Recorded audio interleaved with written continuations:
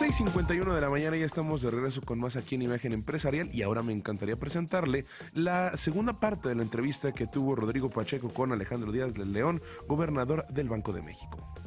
Ahora, otro aspecto muy importante tiene que ver con el Banco de México como un regulador de la mano de la Comisión Nacional Bancaria y de Valores.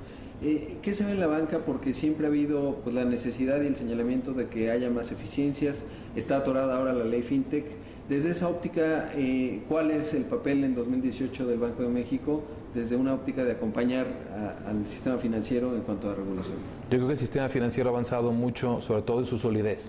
Desde la crisis bancaria de mediados de los 90, realmente se enfrentaron en aquellos años y épocas muy difíciles. Me tocó, inclusive estando en el Banco de México, ver, digamos, con un contacto muy cercano muchos de estos problemas.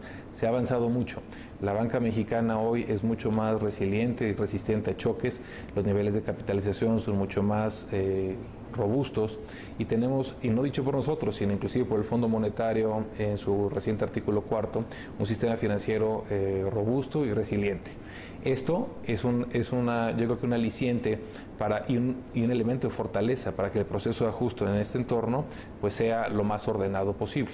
En relación a la ley FinTech y a las oportunidades de estas innovaciones tecnológicas, creo que este tipo de industria puede ser muy útil para un país como México, en el que puede ayudar a cerrar la brecha entre los usuarios que no tienen un amplio acceso a los servicios financieros, para que puedan tener cada vez acceso a este tipo de servicios. Ahora, hay que hacerlo con un buen balance en el que se eviten riesgos sistémicos y también riesgo a los consumidores. Ese balance es precisamente lo que se busca con la ley FinTech, y sentimos que con ese ordenamiento se puede tener un perímetro institucional, si lo podemos llamar así, mejor que el que tenemos, y que va a dar certeza tanto a consumidores como a los prestadores de servicios. ¿Cuál es el costo de oportunidad de que se esté tardando tanto? Porque viene arrastrándose esta ley FinTech desde hace tiempo. ¿Cuál es el costo de oportunidad de que nos estemos tardando en este? Bueno, yo creo que apuntas un tema clave, que realmente la innovación en este segmento es muy ágil, es muy rápida, y yo creo que en la medida en la que podamos contar con dicho ordenamiento será mejor tanto para consumidores como para los propios intermediarios. Ahora, hablando de FinTech, el famoso tema de las Bitcoins y todo este asunto tiene dos tecnologías. Recientemente en otra entrevista en radio pues hablamos, no necesariamente es una moneda porque no tiene la transaccionalidad, pero hay elementos interesantes como la blockchain, digamos, sí, que ofrece datos descentralizados aquí en el sistema monetario. ¿Cuál es la opinión de esto en términos de que se pueda empezar a explorar o integrar, no una Bitcoin por supuesto, pero sí estos elementos tecnológicos? De hecho, es uno de los elementos que estamos revisando con mucho cuidado, cómo podemos aprovechar parte de estas tecnologías para mejorar los medios de pago, sin que necesariamente estén ligados a algunos de estos activos virtuales o monedas virtuales. Creo que hay que tratar de ver cómo podemos, pues ahora sí que obtener algunos de los beneficios sin que necesariamente esté ligado a el destino de este tipo de activos virtuales. Hay que revisar mucho la materia. Creo que es un campo novedoso, no solo en México, en el mundo. Estamos viendo cómo también diferentes reguladores en diferentes países están haciendo recomendaciones similares a la que se hizo hace unos días en nuestro país, en donde el Banco de México, la Secretaría de Hacienda y la Comisión Nacional Bancaria de Valores alertamos al público de que tenga cuidado con estas ofertas iniciales de este tipo de activos virtuales, para que en primer lugar se informe muy bien, no se confíe de lo que le puedan decir o cómo le puedan vender este tipo de alternativas, y que tenga plena conciencia de que son inversiones muy riesgosas. Gobernador, ¿alguna vez en 1991 cuando entraba se imaginó que iba a ser pues, el gobernador del Banco de México más joven que ha tenido por lo menos desde la autonomía? La verdad es que es algo que uno no puede imaginar que fuera el caso.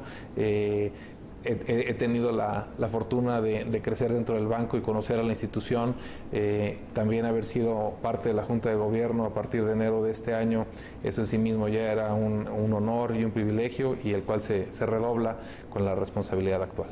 Ahora, hemos hablado mucho del corto plazo, de lo que viene en 2018, pero ¿cuál es la visión? Digamos, es muy temprano para hablar de un legado, pero sí la visión del Banco Central bajo su mandato.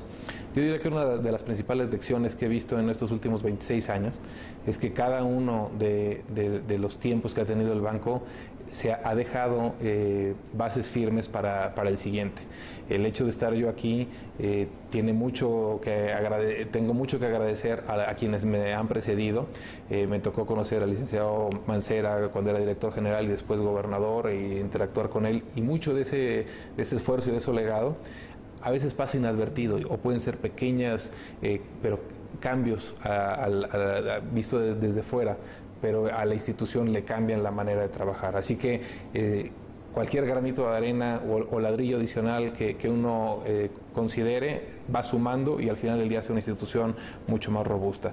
Creo que podemos redoblar en muchos elementos, en la parte financiera, en la parte tecnológica, en la parte de comunicación. Creo que el Banco Central debe de acercarse cada vez más a la población y promover servicios financieros también más cercanos a la población.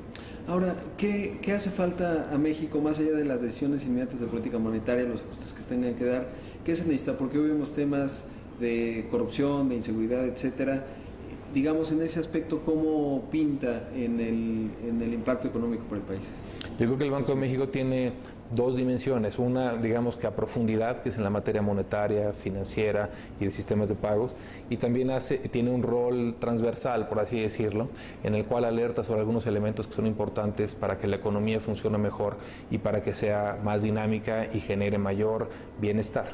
Y en ese sentido, en los propios informes de inflación se alerta normalmente sobre diferentes elementos que son importantes, no nada más desde el ámbito monetario y de inflación y de mercados financieros, sino para la economía en su conjunto, como es profundizar en los elementos que mejoran la productividad. En ese sentido, el tema de reformas estructurales es algo que sentimos que ha sido muy útil y que puede seguir contribuyendo a mejorar la productividad, así como algunos de los elementos que el sector privado nos alerta como factores de preocupación, y señalabas algunos como es el Estado de Derecho o la inseguridad, que son elementos que también el atenderlos van a contribuir a un mejor entorno económico. Por supuesto. Por último, en el imaginario de muchas personas, pues ven la transición a la que viene el país, un cambio político importante, una coyuntura compleja, y piensan en 1994. México está en un escenario similar en términos de lo que se cristalizó a finales de aquel fatídico año, o ¿cuál es el México de hoy versus aquel de 1994? Hay grandes diferencias. En aquel entonces había un tipo de cambio fijo o de bandas. Ahora tenemos un tipo de cambio flexible.